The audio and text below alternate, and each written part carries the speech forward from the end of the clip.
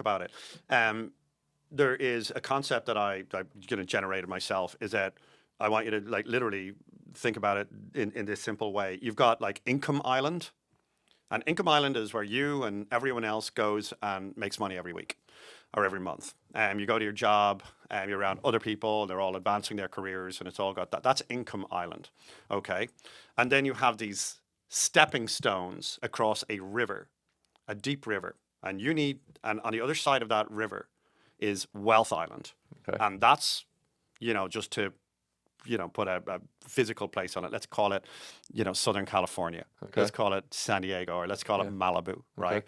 And so when you go to Malibu, you will see, the older folks. They're generally, very few 20-year-olds, 25-year-olds own a $10 million mansion in Malibu or Brentwood. Any of these, very few people are there yet.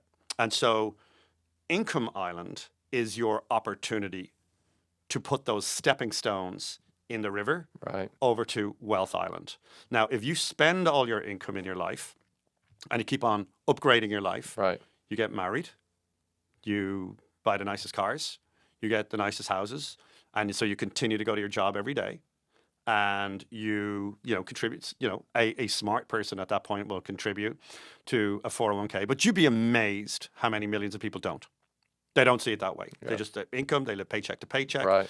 And so, and that's, I've seen people earning $300,000-$400,000 a year live paycheck to paycheck. Yeah. Sure. So be under no illusion that that's kind of a low income statement, this paycheck to paycheck thing.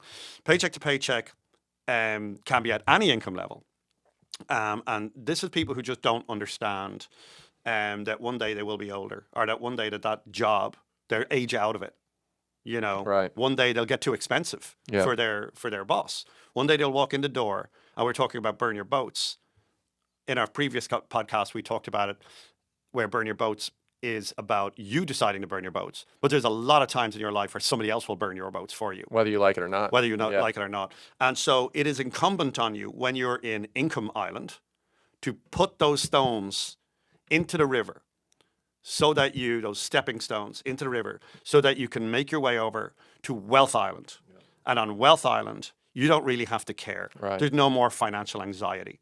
You've rid yourself of financial anxiety. And so this podcast, we're going to talk about, we're real estate guys, and we both went into real estate to do both of these things. We went into real estate, number one, to create income, right? To generate. Yeah. And that's why a lot of people go to real estate first and foremost. And let's be clear.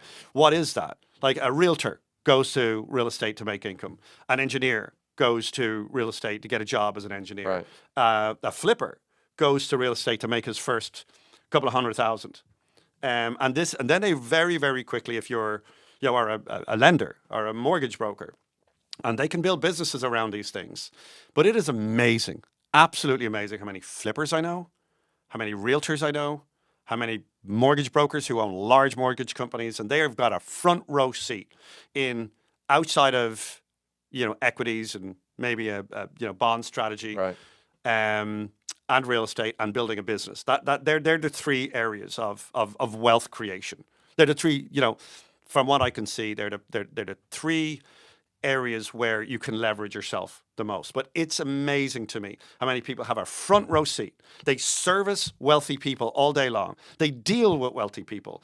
They make commissions or crumbs off wealthy people. They can see it, and yet in their own lives they don't do it. Yeah. And this podcast is about understanding that if you want to live a life, from, let's say, 55 onwards on your own terms, where you have all of your own time to spend time with your kids, to spend time with your wife, to spend time out biking, hiking, skiing.